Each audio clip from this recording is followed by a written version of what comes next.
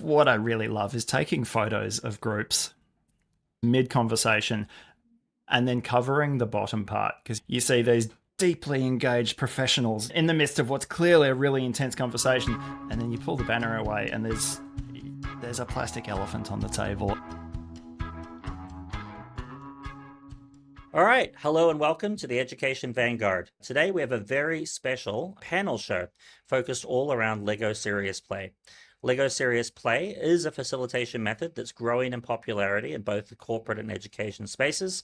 The first of our four guests today, Joel, has a foot in both of those camps. He's well known to the 21C community for, I think, more than 10 years. I don't remember the first time you came out, Joel, to Hong Kong. Was it like 2014, I think? No, my first 21C conference was the first 21C conference. I got your history all wrong there. I'll have to update our database. Sorry about that, everybody.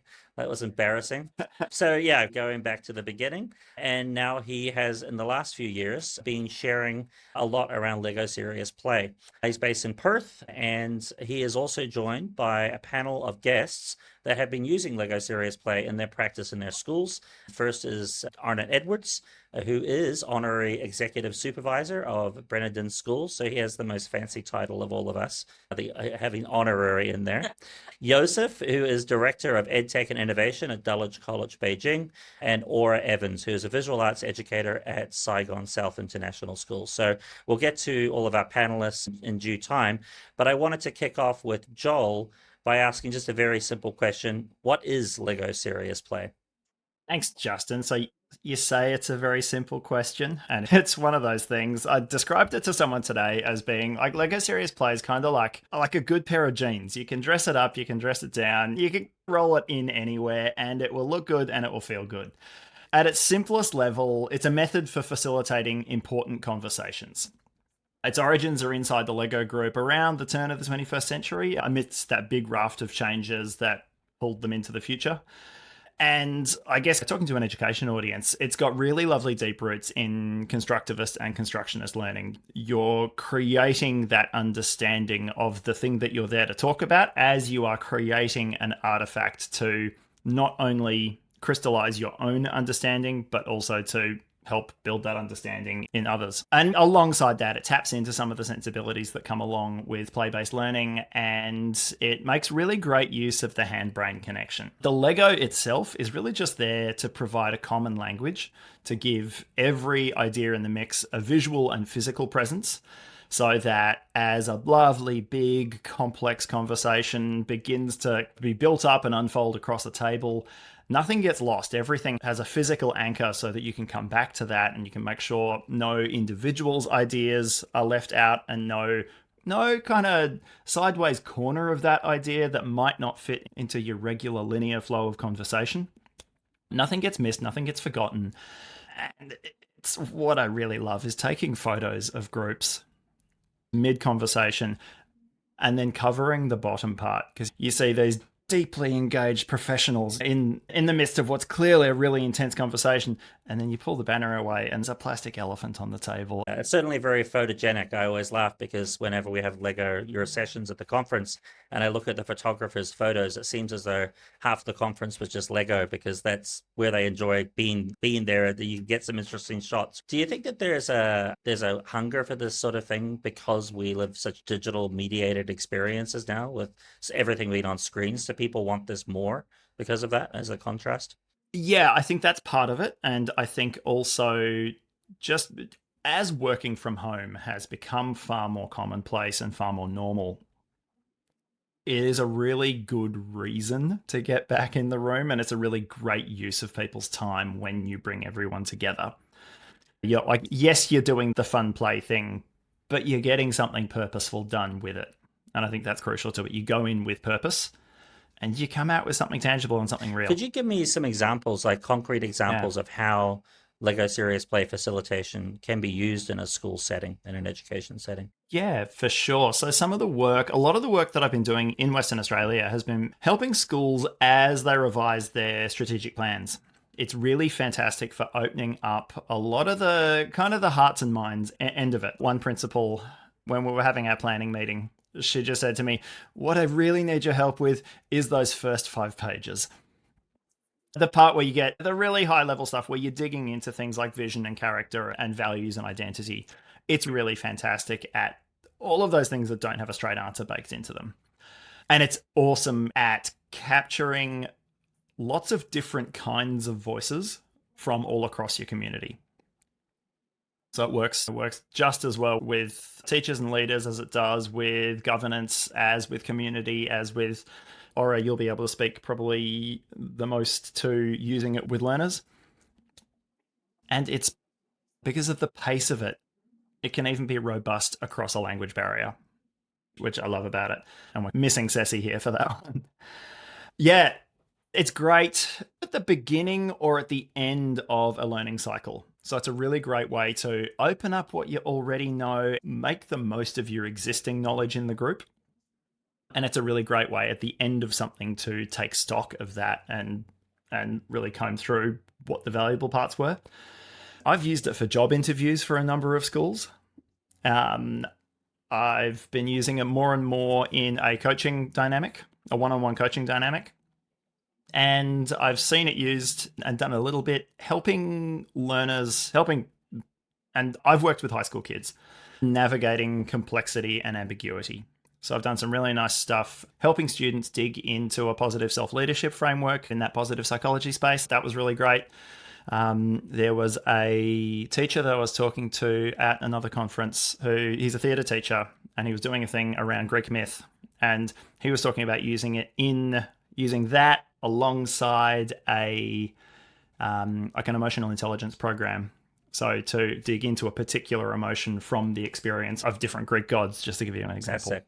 I want to get into some of the kind of being a facilitator, but maybe we can come back to that later. Yeah. I want to give you a bit of a break, Joel, and Sure. give a chance for some of our panelists to weigh in here. We gave all of our panelists homework where they had to think about a question and actually bring some Lego to show on the podcast. So if you're listening to this, turn on the video or hop on to the YouTube version so you can see it. It might be a little bit hard to get a sense of what we're showing through the audio medium. What I thought would be a cool way to do this is to make this podcast as much like looking in on a Lego Serious Play session as possible. So when Justin and I talked about the plan for it, we had a look at, and we came up with a prompt, came up with a question, and we've thrown that out to the panelists. Yeah. Yosef, what has Lego Serious Play brought to your school or your work, and what has surprised you about it? Perfect. Thank you, Justin. Thank you, Joel. So just like with a Lego Serious Play workshop, I've done my homework 10 minutes before the session, but it doesn't matter because you could spend days on it or you could spend 10 minutes on it. At the end of the day, the result is not in how beautiful your Lego is built. It's by the message you're trying to convey, by the metaphors you use. So here's my first build. I'm going to try to use as many words as possible for people who are not watching the video. What you can see here is members of a community, and each one of them has their own identity. They have their own interests. They have their own priorities. So you have someone who's maybe more into the sustainability element of running a school. Someone here takes care of the finance and make sure we have everything we need to exist and to facilitate learning. Some people are making sure that the mechanics of a school are working and so on. But each one of them thinks they are the important part. Each one of them is in a different part of the school. And what Lego Serious Play does is puts them in a room and makes them share those ideas and build those connections and understand the value of each other to the community, to the common goal, to the core of the institution, and bring that together to create something even more meaningful. But not only that, it brings other people who did not have a voice into the conversation and giving them a buy-in in the common aim or strategy or whatever you would want to call it. So yeah, Lego Serious Play gives everyone a voice, brings everyone to the table, and really finding those connections, understanding what are the priorities of each part, and then how can we put it together to really maximize our result. Ooh, hope you can see that. Beautiful. What about a surprise? What surprised you about it? What surprised me about it is how important Lego Serious Play how important, how well it connects to actually learners. I've run a fun activity with my form class, the ducks activity. And for those who don't know, it's a 6-piece duck that you can build in hundreds of millions of different combinations. And there are no rules except for build a duck. You don't even have to use all 6 pieces. And I ran it to kind of show my students how both similar and different we are, how we have different perspectives, how we have different view of things. And they loved it. So a couple of weeks after that, when we had to start thinking about our form board for the form board competition, everyone looked at me with this face of, sir, come on, we're ducks. We're doing ducks. That's our theme. So it resonated so much with them that from that first lesson onwards, we're the ducks class. And that's all we want to do. Yeah, that connection, it was instant and it was awesome. It was really strong. All right. Aura, do you want to share what Lego Serious Play has brought to your school work and what has surprised you about it? Yeah, sure. Thanks for having me. I have a couple examples, just like Yosef had shared. I think to start, what it's brought to the school. In my classroom, I've been using it as a way to scaffold into deeper conversations, what Joel was talking about. So the Lego that I built is like a little staircase. And on each level of the staircase, I've got a series of different pieces, either a single layer or multiple layer. And that's to represent the ability that Lego Serious Play has brought in my ability to scaffold our conversation, starting maybe on a more shallow level, like level 1 of our staircase here, like our little characters or our students kind of meeting at the same level of our entry into the conversation. And then as you're going up your staircase, you can see that the characters are getting taller. Maybe they're representing getting into deeper conversation at the level that they are most comfortable. So you can see the scaffolding happening going up the stairs. But I think that's something I value most about some of these strategies that Lego Serious Play brings is the ability to open the conversation to everyone that's in the room, similar to what Yosef was saying. It encourages students to share what they're ready to share, what they're eager to share, but it also provides an opportunity for students of maybe differentiated learning to meet in a level that's socially comfortable as well. Having something to do with your hands, especially as like a fine arts teacher, provides an opportunity for students to, maybe if they don't know who they're sitting with, they don't have to make direct eye contact. Or having a metaphor that you're using your Lego pieces to represent helps you make it a little bit less about how deep or personal it is, because this Lego piece represents what I'm talking about, which has been quite fun. So I think that's what it's brought to the classroom so far that I've seen. And I was just really surprised the first time I used it, how easily it was adaptable to what I was trying to get the students to do. So I try really hard to emphasize creativity and community and differentiation with each lesson. And it was so easy to pull in and adapt and make accessible to everybody. So I really liked that. And I guess my second Lego piece, like why serious play, looks like this. And similar to that of making creativity and community and differentiation the center, you can see like literally in the center of my Lego pieces, I've got the same sort of metaphor of each of my different students going at the depth that they're willing to put in, but meeting in the center, which is like this big piece is like our classroom or whatever learning environment or environment that you're in. Like a good pair of jeans. You can. Yeah, absolutely. Yeah, that was beautiful. I loved something you picked up there as well, talking about that comfort to share and things that might feel a little bit awkward to bring up with eye contact. You know, it's that power of externalizing it. So I'm not talking about the thing I'm making eye contact with you about. I'm talking about this thing that is external to me, and we can acknowledge it and we can talk about it. But it doesn't have to have that it is connected here and you're making eye contact with it and me at the same time. Yeah. The other side of it, Joel, and I remember, I will never forget your quote. If you don't want to go there, don't build it, don't put it in. Yep. That's exactly it. So if you don't want to talk about it, you have that power of not including it in your model. Yeah, that's right. Something I throw out to every workshop group, every coachee that I work with, is just this little throwaway line of if it's not on the table, then it's not on the table. And one side of that is it's an invitation to bring the things that are really important and that you want to bring up to the conversation so that they have a physical place so that we don't forget them. And at the other side of it, because everything is mediated by the models that are on the table, if you don't want to go there, don't bring it. Don't build it in, and it can't come up.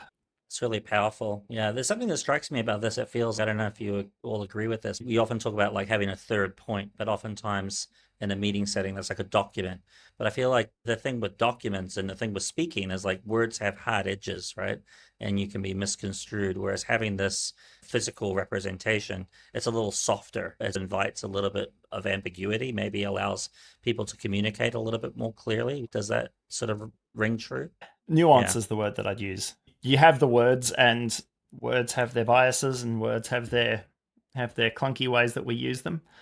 But there's a visual thing, and there's a physical thing, and then that physical element has its position and its spacing and its orientation as well. There's all this depth to it that just gives us all these extra clues for how we interpret those words. Fantastic. Thank you so much, Aura. That was great to get the classroom perspective. And now, Arnett, could you please share about how Lego Serious Play, what has brought to your work, and what has surprised you about it? Right. Maybe I'll just start by sharing a bit of context. So I've actually now have two roles. So one is that I'm overseeing a group of schools in Guangzhou. And so I've used it in terms of that. And secondly, I'm also doing some work on developing school leadership in different contexts.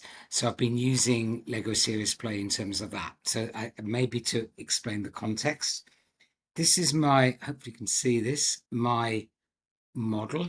All right. And this is where I'm not so good at being able to hold it clearly. So I built two parts. So this part here is how I see Lego Serious Play. And what I really see in the different contexts, I've done it in terms of getting middle leaders to understand what it means to be a middle leader. So the concept of middle leadership, to get them to think of, I've had another leadership team where I've worked on them identifying their North Star. All right. I've had another leadership team looking at their strategic plan. So those are just three elements. But I think overarching is that all of this is done is to elevate their teams. All right. So that's why I built it very much in terms of this going up a ladder, and it's enabled them to really elevate from where they were to this point. But also you'll see here, it's going out. And I think that's the other element, that it's not just that it's enabled them to think externally, to go beyond where they're at, beyond if you like, their school, their institution, or where they're at, and to start going along. Maybe it's a plank, maybe it's not that secure, but that's how they work. So that's really how I see that. I just want to emphasize, I've worked a lot in school contexts, and really this is a great way where often in school contexts, international school contexts, you will have non-English speakers as the quiet participants. But actually what this enables is that everyone is equal, everyone really does contribute. And I think for those international schools that are looking for ways to where they can get more buy-in from all participants, this is a great technique. So that's that. My surprise, I've initiated this, and whether it's surprise is the correct word, but this is me, all right, trying to facilitate the Lego Serious Play. And first of all, the surprise, this is if you like, the window. And this basically every time there's always been a way forward. All right, always. All right, I've now done, I think, at least 10 times in very different contexts, but always it has worked. All right, and that's quite amazing. All right, so this is a technique that really works. The reason why this put me like this, at the same time, this is probably the most nerve-wracking piece of facilitation that you can ever do, because I put this as I'm on a, if like a diving board or whatever. You never know what's going to happen, right? And I only did a Lego Serious Play yesterday, and I really had no idea how it was all going to work out. But it worked out more than fine. Right. There was one when we went to the, as those of you who have not used to Lego Serious Play, but you'll be understand the concept of a shared model. That's something you all do. I won't work with this team, and this shared model was like the most crowded, crazy thing that I could ever imagine. And I had to just, I wanted to direct them, but I had to just keep really quiet. But actually, someone said, it's too busy. And then that person, and they simplified it. So I got the outcome, which, well, not I got the outcome, they got a good outcome from it because they really focused on the key things that mattered. So I think those are my stories and how I see Lego Serious Play. Hopefully it's come across that I'm very passionate about how it can be used in many different contexts. Thank you. Thank you, Arnett. That was so great to see it from those multiple perspectives like that.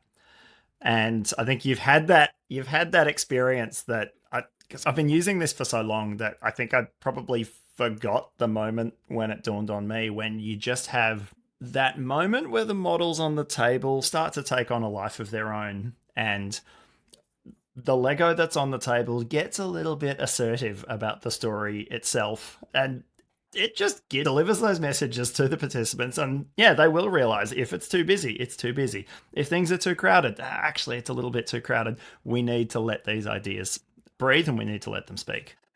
All right. So what it's brought to my work this year is, for the last few years, I've mainly been doing facilitation and training.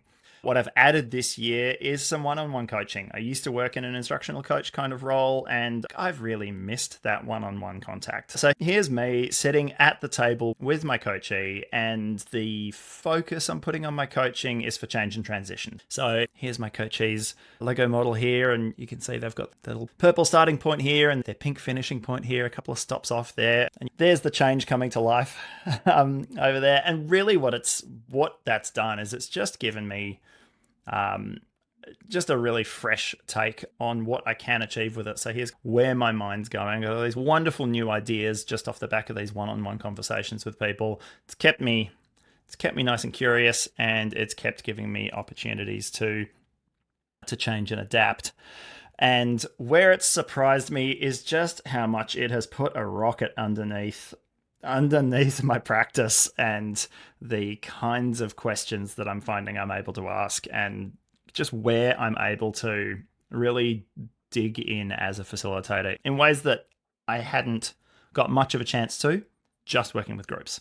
That's great. I really enjoyed listening to all of those stories and seeing the models. I'm looking forward to rewatching this and being able to zoom in a little bit more to see all of the great creations that you made.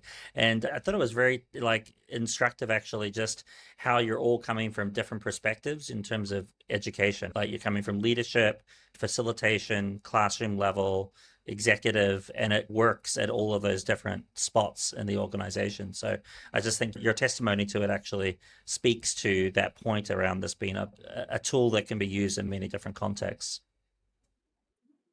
If you could each share one example of how you've used it. In some cases you've hinted at it, but just lay it out for the listener, a particular example of using Lego Serious Play. So we'll start again with Yosef.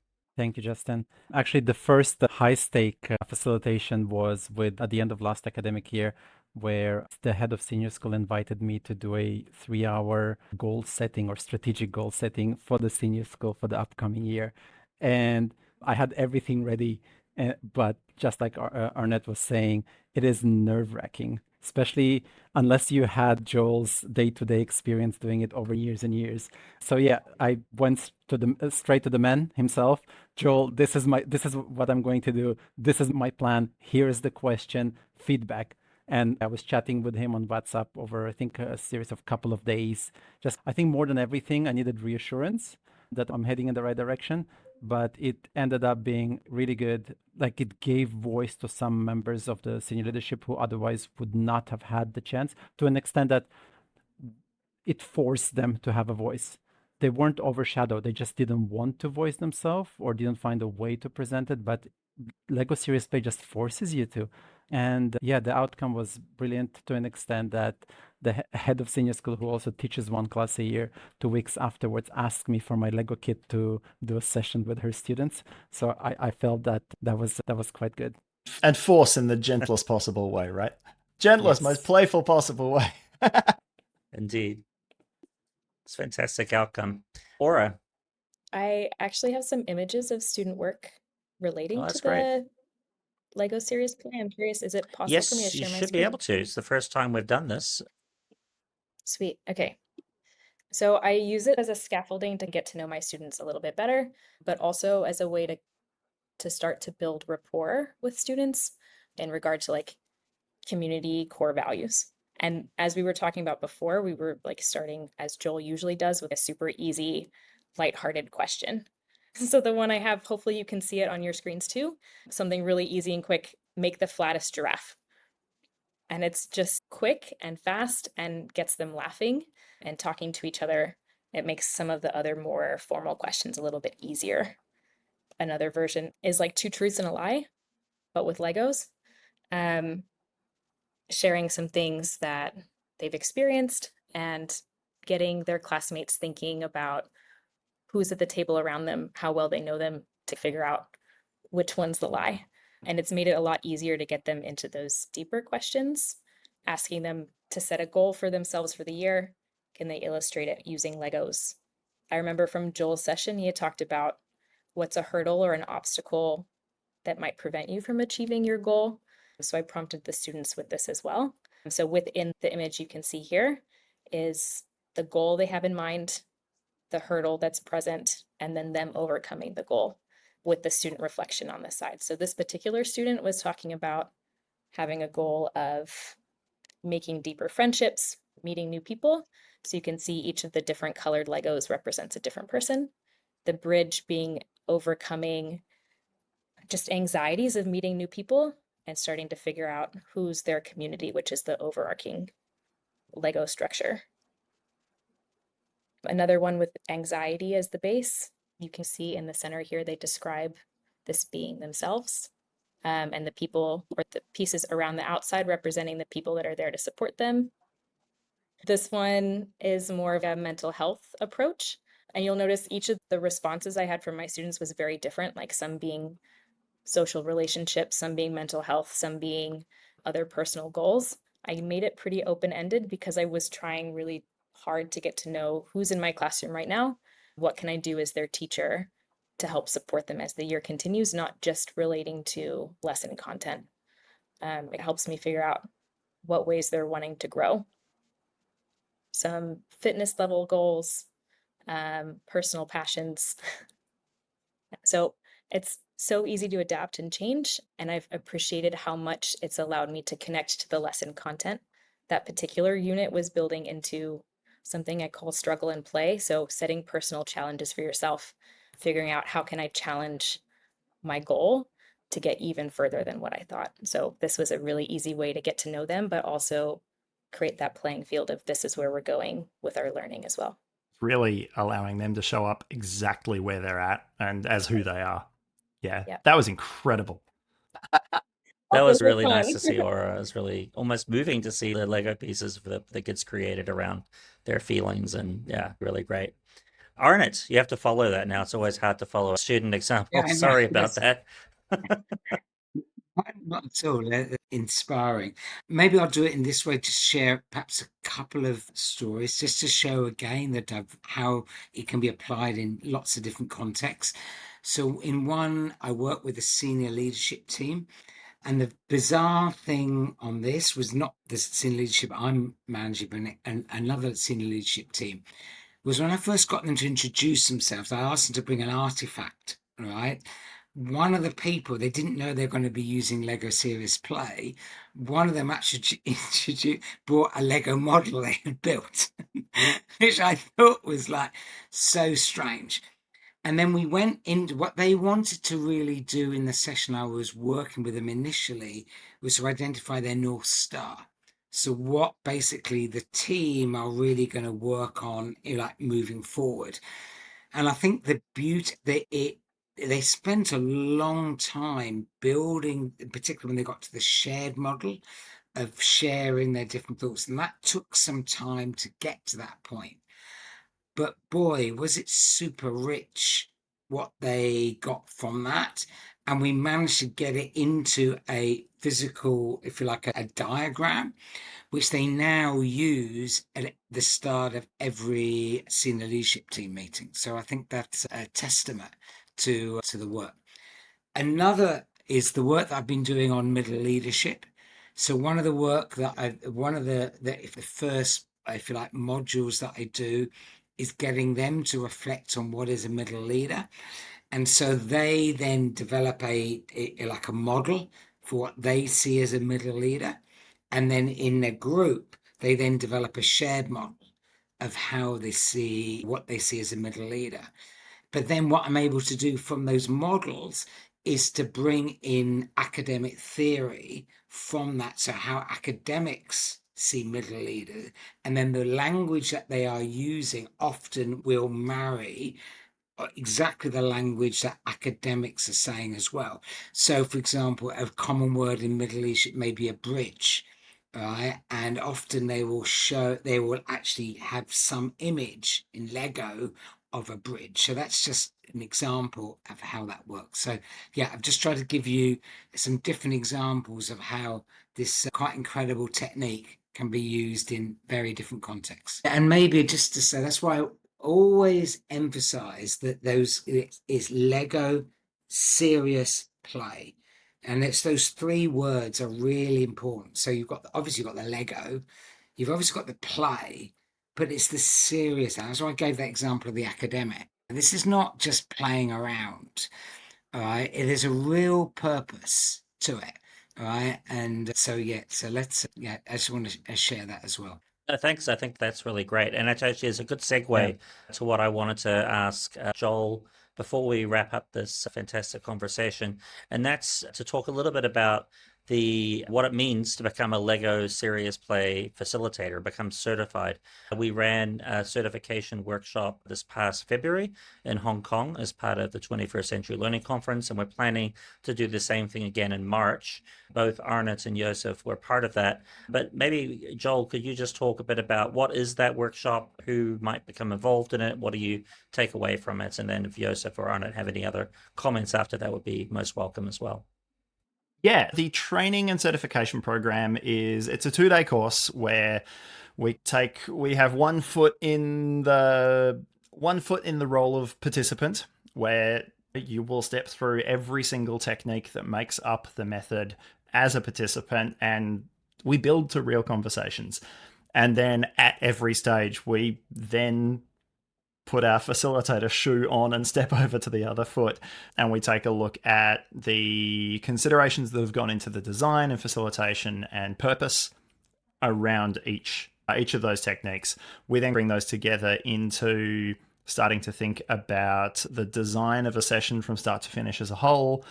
And then also within that, you start to get a sense of what to do, what not to do, what to have up your sleeve to be able to turn out kind of ad hoc as a group needs it.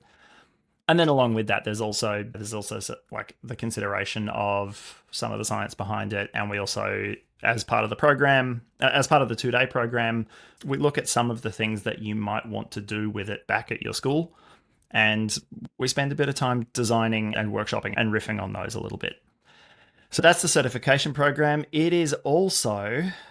There is also an open source document. So anyone can download that and make a start with it. And I was self-taught for 6 months before I decided to dive into training. So the way Aura's done it, of taking it from a bit of experience and putting it through its paces, trying it out and seeing what fits for you in your context and in your environment, that is an absolutely brilliant way to get some runs on the board with it to see if it's going to be a good fit for you. Can I just add? So I've actually attended Joel's half-day pre-conference 2 years ago. And all it did is open up an appetite for Lego Serious Play. It was so fun. I understood it. I wanted to do more, but I didn't feel I was equipped with enough tools in my toolkit to run high-stake sessions. And that's why I came back the year after for the full certification. It's not to learn more about it, but more to be equipped with more tools to be able to handle different situations, to be able to plan. And I know a lot of it is still learn on the go, and it will be for a while. But the 2 days really gave me the confidence to try it in different scenarios, make up my own Lego Serious Play activities, and yeah, just enjoy the process. And you've made really good use of the lifetime support. Actually, that worked really well. The session you were describing, the one with senior leadership, I was in Singapore delivering training, and the sky had just opened up and there was no getting anywhere. So I just pulled into a cafe and back and forthing with Yosef about his session design. I think that you're also Absolutely. joining like a community of other trainers as well, right? That's the powerful thing to me is that, and I've been on the WhatsApp group and seeing everyone sharing what they're doing since that workshop. And I think that will only grow as we do more of these workshops in the future as well. I just quickly share, because I've done a little Lego model, all right, to show how I see this very quickly. So how I see this, and I think it builds a little bit on what Yosef was saying as well. So first, it definitely elevated there's a theme of where I was going. So that's why this is me going up in terms of a ladder. But I think the key thing, what Joel was able to do, is to give us, if you like, rails to, protect us, support us in terms of, so yeah, you could read a book on Lego Serious Play or whatever, but this really gave you the, if you like, the not only the direction, but also that support, which can be through WhatsApp group or whatever, but also through the community, but also through those 2 days, you really feel it gives you the confidence that you're able to do it. That's my model. Thank you. Thanks, Arnett. That was really good. And you get bonus points for building non-homework related Lego structures during the podcast. Yeah. A-star student, yeah. Arnett. All right, fantastic. Yeah, my exit question for everyone, we may start with Yosef or Arnett and then Joel, is can you give a 1-sentence pitch why Lego Serious Play? Lego Serious Play is brutally inclusive. Easily accessible. I would just simply say it will elevate any facilitation you do. It is a brilliant way to sneak the important stuff up on people so that they don't realize they're having a big important conversation until they're already in the thick of it. And it temporarily makes amazing systems thinkers of people that it doesn't necessarily come naturally to. That's fantastic. All really good pitches for Lego Serious Play. So thanks again, everyone, for giving up some of your time today, and can't wait to connect face-to-face at a Lego Serious Play workshop. Thanks, everyone. Thanks for having us. Thank you. Thank you.